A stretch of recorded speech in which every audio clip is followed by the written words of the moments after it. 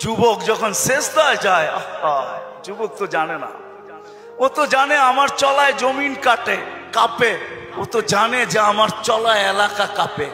হায়, ও জানে না ওর সেজদায় যে আরশ কাঁপে, ওটা ও জানে না। যদি জানতো তো এলাকা কাঁপাইতো না, যদি জানতো তো জমিন কাঁপাইতো না, ও সেজদা দিতে থাকতো আর আরশকে কাঁপাইতে থাকতো। যুবকের সেজদায় আরশ কাঁপে, আরশ। যুবক যখন সেজদায় যায়, সেজদায় পড়ে তো আল্লাহ ফেরেশতা, নাইলে এই হাদিস কোনোদিন আসতো না। আল্লাহ ফেরেশতাকে বলে উনজুর ইলা শাব মাযা ইয়াফআল, যুবকের দিকে তাকাতো কি করে আল্লাহ জানেন। তো ফেরেশতা বলে জাআলা আজলাহু ওয়া মাজালাহু লিআজলিক, সবকিছু বিসর্জন দিয়ে আপনার কুদরতি পায়ে মাথা ঠেকায় দিয়েছে। তা আল্লাহ বলে হাদা আবদি হাক্কা, এ আমার পারফেক্ট বান্দা, ইন্নী উবাহি বিহিল মালাইকা, তোমাদের উপরে আমি একে নিয়ে গৌরব করি। যখন সেজদায় চিৎকার দেয় সুবহানা রাব্বিয়াল আলা, আল্লাহ বলে সাব্বাহতানি সাব্বাহতুক, তুই আমাকে পবিত্র বললি, যাহ তুই পবিত্র, তোর গুনাহ মাফ, সেজদার থেকে উঠার আগে মাফ। আলাইতানি ফাআলাইতুক, মহান বললি, তুইও সৃষ্টির ভিতরে মহান। দুনিয়া আলারা তোকে কি দিবে? কিয়ামতের দিন আমি তোকে আরশের নিচে সুপার ডিলাক্স গ্যালারিতে বসাবো। গ্যালারিতে, সুপার ডিলাক্স গ্যালারি বোঝেন? 7 জনের ভিতরে একজন ওই যুবক যে যৌবন আল্লাহর সাথে বিনিময় করে। আল্লাহ বলে তাকে আমি আরশের নিচে গ্যালারিতে বসাবো। সাবআতুন ইয়াদিল্লুহুমুল্লাহু তাহতা দিল্লি। দুনিয়াওয়ালারা তোকে কি দিবে? দুনিয়াওয়ালারা অতক্ষণ দিবে যতক্ষণ স্বার্থ আছে। হইতে পারে স্বার্থ শেষ তো তোমার এতিম বাচ্চা, তোমার দুধের শিশুকেও এতিম করতে দুনিয়াওয়ালারা দ্বিধা করবে না, দ্বিধা করবে না। তোমার নববধূকে বিধবা বানাইতে দুনিয়াওয়ালারা দ্বিধা করবে না। অতদিন তুমি চামচ, যতদিন তুমি বোঝেন। রাগ হয়ে গেলেন? যুবক পায়ে হাত রাখি, মাপ চাই তোমাদের কাছে। অতদিন তুমি দুনিয়াওয়ালাদের কাছে দাম পাবে যতদিন তুমি চামচ হবে, চামচ। আল্লাহ বলে আমার কাছে দাম ভিন্ন, সত্য এটাই। এই জন্য আসেন আজকের মজলিস থেকে ওয়াদা করে উঠি যে আজকের থেকে ভাববো যে আমি যে কোনো মুহূর্তে যেতে পারি। আমি বাবাইতে চাই, এই জন্য আমার কাছে পিছনে একটা প্রমাণ আছে।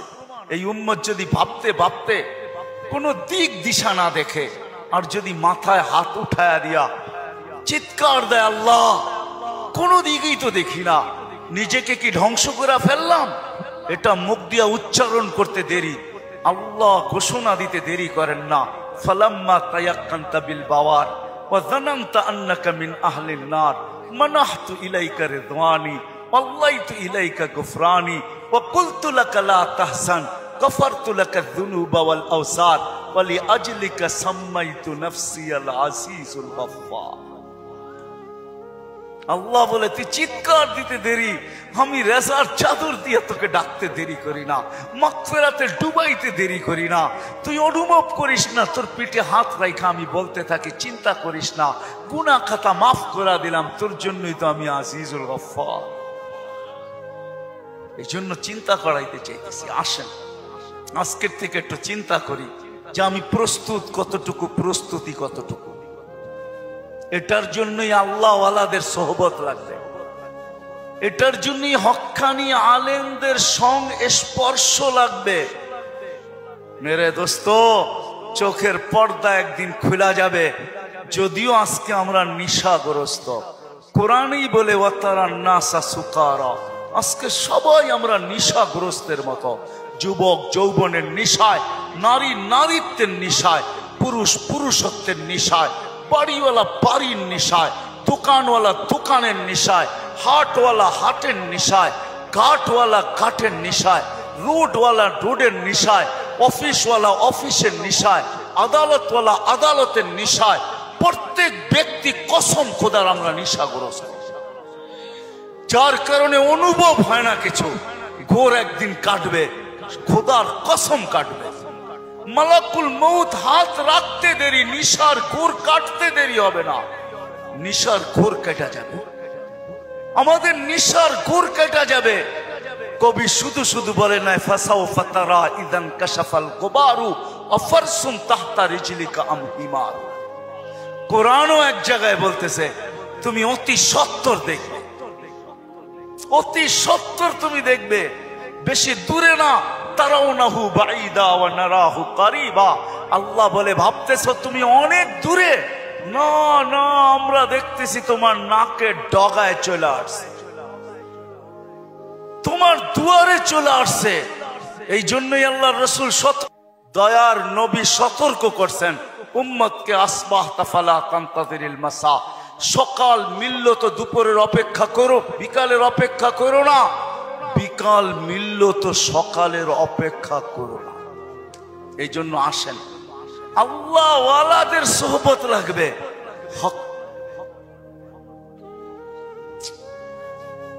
আল্লাহ ওয়ালাদের সোহবত লাগবে, হক্কানি ওয়ালাদের সোহবত লাগবে। এদের সোহবতে যাবে যখন, সোহবত লাগবে, পরিবেশ লাগবে। ওই পরিবেশে যখন যাবেন, ওই সোহবতে যখন যাবেন, ওই জায়গায় যখন যাবেন, তখন পর্দা আস্তে আস্তে সরতে থাকবে। সূর্য যেমন উঠতে থাকে তো ঘন কুয়াশাও আস্তে আস্তে সরতে থাকে। এক সময় সবকিছু ক্লিয়ার হয়। হক্কানি ওয়ালাদের, আল্লাহ ওয়ালাদের সোহবতে যখন যাবেন, তখনই নিশা কাটতে থাকবে। ঘরে যখন আলোচনা হইতে থাকবে, নারী পুরুষ যখন আলোচনা করবে, তখন আস্তে আস্তে কুয়াশা কাটতে থাকবে। এই জন্য সবার কাছে দরখাস্ত, আসেন আসেন। লম্বা করার সুযোগও আমার কাছে নাই, কারণ আমি অসুস্থ, আমার চোখ উঠছে, তা নিয়েও আমি আসছি, কিন্তু ওয়াদা দিছি এই জন্য চলে আসছি। আমি আসছি গত 9 তারিখে, 1 মাস টানা সফর করার পরে আমেরিকা থেকে আসছি। আসার পরের দিন থেকে অসুস্থ, আর প্রতিদিনই প্রোগ্রামে যেতে হয়, কেননা ওয়াদা। এরা কি জবাব দিবে মানুষের সামনে?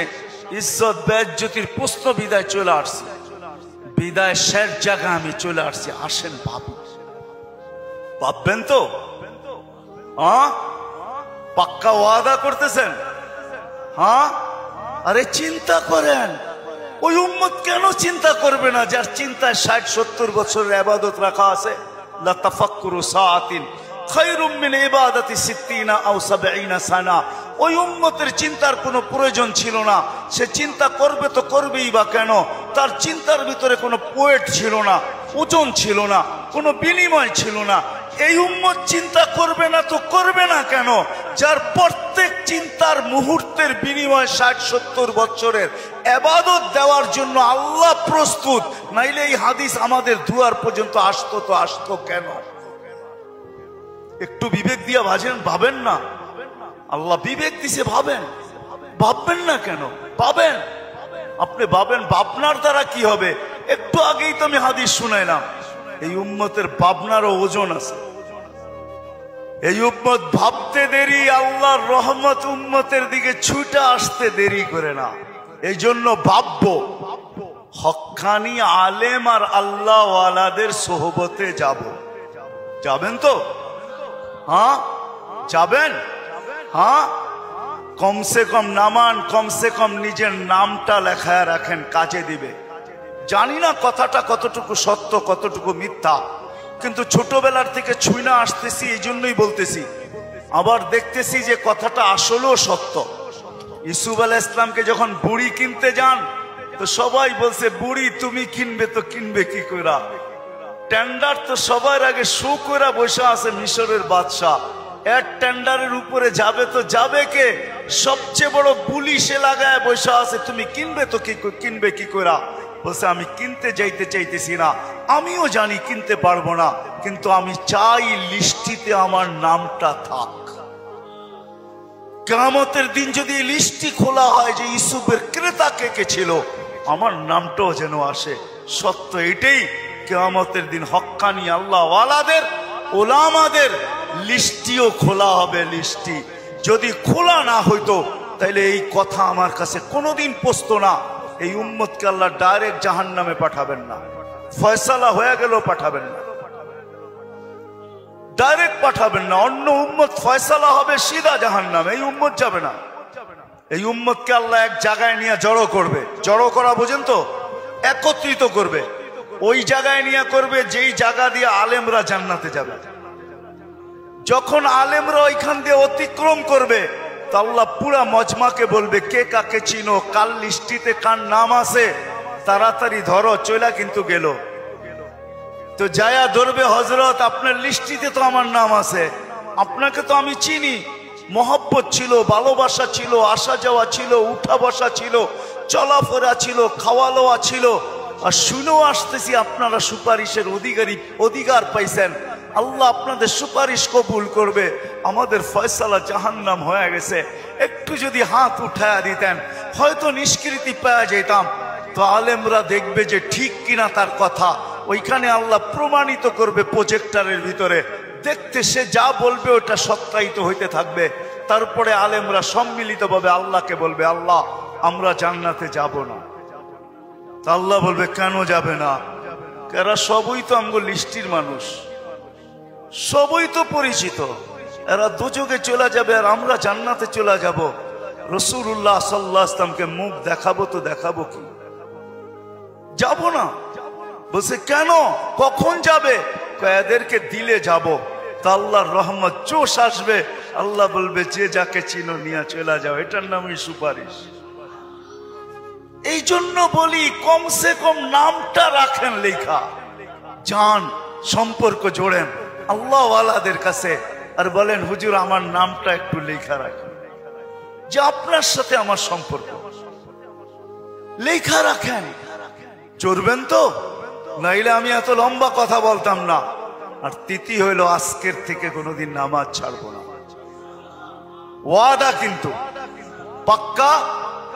যেইখানে থাকি, যেই অবস্থায় থাকি, যেইখানেই থাকি ওইখানেই দাঁড়ায় যাবে। দুনিয়ার কিছু নামাজ আছে, এক নামাজে জান্নাত আছে। হ্যাঁ আছে, হুজুরকে জিজ্ঞেস করেন। পাহাড়ের চূড়ায় আজানের আওয়াজ গেছে, ওইখানেই দাঁড়ায় গেছে আল্লাহু আকবার। চূড়ার নামাজ তাকে জান্নাত দিবে, জান্নাত। হ্যাঁ, ক্ষেতের ভিতরে আছে, ক্ষেতের আইল বলেন আর লাইল বলেন আর যেটাই বলেন, ক্ষেতের ভিতরে আছে, আজানের আওয়াজ আসছে, ওইখানেই আতাইলের ভিতরে বলেন আর লাইলের ভিতরে বলেন আর আইলের ভিতরে বলেন, গামছা বিছাইছে আর আল্লাহু আকবার। মালিক তুই বড়, আমার ক্ষেত বড় না। অফিসে আছে, কাজ করতে করতে ছুটার রাস্তা নাই, চেয়ারের পাশে দাঁড়ায় গেছে আল্লাহু আকবার। এই সমস্ত ক্ষেত্রগুলা জান্নাত ওয়াজিব করে দেয়, ওয়াজিব। আল্লাহ ফেরেশতাদেরকে দেখায় কত ব্যস্ত, দেখ, তারপরেও আমার ডাক শুনতে দেরি, আল্লাহু আকবার বলতে দেরি করে নেয়। আল্লাহ কত বড়। আমি যদি বিজ্ঞান পড়াইতাম আপনাদেরকে, তাহলে পড়াইতাম আল্লাহ কত বড়। কার কুদরতি পায়ে রাখা, পাও রাখার অনুমতি, মাথা রাখার আপনাকে অনুমতি দিতেছে। আল্লাহু আকবার শুধু তর্জমা জানি আল্লাহ মহান, কিন্তু সৌরজগৎ দিয়া জানি না। যদি সৌরজগৎ পড়াইতাম তাহলে আপনাদেরকে আমি দেখাইতাম কত বড় আল্লাহর কুদরতি পায়ে আপনি মাথা টেকাইতেছেন, কত বড় আল্লাহ। এটা সৌরজগৎ পড়া ছাড়া বুঝে আসবে না আল্লাহ কত বড়। সৃষ্টি পড়া ছাড়া বুঝে আসবে না আল্লাহ কত বড়। উর্দু জগৎ পড়া ছাড়া বুঝে আসবে না আল্লাহ কত বড়। তখন আল্লাহ বড় বলবেন, কিন্তু দিয়া বলবেন কিন্তু দোকান।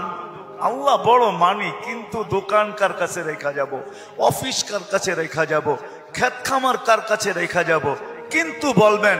আর যদি আল্লাহকে চিনার মতো চিনেন, তাহলে ওই সাহাবীর মতো বলবেন, নামাজে ব্যথা, নামাজে প্রতিবন্ধক। পাখি বাগানের ভিতরে ফরফর করতেছে, নামাজের ধ্যান ছুটা গেছে। ঘন বাগান ছিল, খেজুরের বাগান, তো পাখি ফরফর করতে যায়, নামাজের থেকে ধ্যান ওইদিকে সরা গেছে। সালাম ফিরাইতে দেরি, বাগান সৎকা করতে দেরি করে না। সৎকা থাকবে না, বাঁশ বাজবে না, বাঁশি থাকবি না, তুই ফরফর হবে না, আমার নামাজের ধ্যানও নষ্ট হবে না। আমি তো আল্লাহু আকবারের সামনে। আল্লাহকে যদি চিনে তাহলে ওই আবু দাহদার মতো হয়। এক খেজুর গাছ 600 খেজুর গাছের বাগান, এক খেজুর গাছের বিনিময় আল্লাহর রাসূল ওয়াদা করছে এক সাহাবীর সাথে যে খেজুরের মালিক থেকে তোকে বাগান গাছ নিয়ে দিব, কিন্তু ও ছিল মুনাফিক। বলছে খেজুরের গাছ আমাকে দে, তোকে আমি জান্নাতে বাগান নিয়ে দিব। ইয়া রাসূলুল্লাহ, আমার ছেলে সন্তান এই খেজুরের গাছের খেজুর খুব পছন্দ করে, এটা ছাড়া যা চাইতেন তাইলে দিতাম, এটা দিব না। আবু দাহদা পাশে দাঁড়ায়া শুনতেছিল, তো বলছে ইয়া রাসূলুল্লাহ, কানে কানে আমি নিয়ে দিলে দিবেন? অবশ্যই দিব, কেননা উনি মুনাফিকের রব চিনতেন। তো যা বলছে খেজুর গাছ বেচবি? আল্লাহর রাসূল রে দিলাম না, তোকে কি করে দেই? কতগুলা খেজুর গাছ হইলে দিবি না, এটা কতগুলা হইলে দিবি না? তো বলে খেজুরের সিজন চলতেছে, সব গাছে খেজুর ভরা। বলছে তোমার ওই 600 বাগানের 600 খেজুর গাছের বাগানটা আছে, ওইটা দিবা? তাহলে দিয়া দিব। ডান, দিয়া দিলাম। দেখ খেজুর গাছ ডন কয়া ছুটা শুরু করছে, কেননা আবু উম্মু দাহদা খেজুর বাগানের ভিতরে বাচ্চা কাচ্চা নিয়ে খেজুর পাহারা দিতেছিল, নিজে খেজুরের বাগানও ঢোকে নাই, বাহির থেকে দাঁড়ায় চিৎকার দিতেছে, উম্মু দাহদা কি হয়েছে? কয় জলদি বাহির হ, খেজুর গাছ বেচা বিক্রি হয়ে গেছে। কয় কোথায়? আল্লাহর রাসূলের সাথে জান্নাতের বাগানের বিনিময়। তো ছেলে সন্তান নিয়ে মহিলা স্লোগান দিতে দিতে বাহির হইতেছে, কি? রবিহাল বাইয়া বা দাহদা, রবিহাল বাইয়া বা দাহদা। আবু দাহদা, বড় লটারি জিতা গেছিস তুই, বড় লটারি জিতা গেছিস। বাহির হয়ে চলে আসছে, 600 খেজুর গাছ দেয়া দিছে। আল্লাহর রাসূলকে বলছে ইয়া রাসূলুল্লাহ, খেজুর গাছ কিনা ফেলছি। কয় কি দিয়া কিনছিস? কয় 600 খেজুর গাছের বাগান দিয়া কিনা নিছি। আবু দাহদা, আল্লাহ তোকে এর চেয়ে 10 গুণ বড় বড় জান্নাত দিবে। আমি তোর খেজুরের বাগান দেখতেছি জান্নাতের ভিতরে। সত্য এটা, ওরা চিনছে আল্লাহু আকবার কি জিনিস, ওরা চিনছে লা ইলাহা ইল্লাল্লাহ কি জিনিস, মুহাম্মাদুর রাসূলুল্লাহ কি জিনিস। এই জন্য ওয়াদা করেন আজকের থেকে নামাজ ছাড়বো, পাক্কা ওয়াদা। যুবকরা কি বলে? পাক্কা ওয়াদা। ইনশাআল্লাহ হুজুর দোয়া করবে, তারপরে এখান থেকে উঠা যাব, এর আগে কেউ যাব না। আমি আপনাকে চোখ খুলা দেখাইতে পারি, আমার চোখে চোখ উঠার কারণে কথা বললে অনেক জোর লাগে। আবার কালকেও প্রোগ্রাম আছে, ডেলি আছে। আসছি আমি 9 তারিখে, 1 মাস সফর করার পরে টানা আমাদের তাবলিগি সফর ছিল। 1 ঘন্টার জন্য এরকম কোনো সুযোগ ছিল না থামার। তারপরও চলে আসছি। উঠা চলে যাবেন? আল্লাহওয়ালা মানুষ, একটু আগেই তো আল্লাহওয়ালাদের সোহবত বলতেছিলাম। ইনশাআল্লাহ ওনার দোয়া শুইনা, দোয়া নিয়া তারপরে যাব। আল্লাহ আমাদের সবাইকে আমল করার তৌফিক দান করে।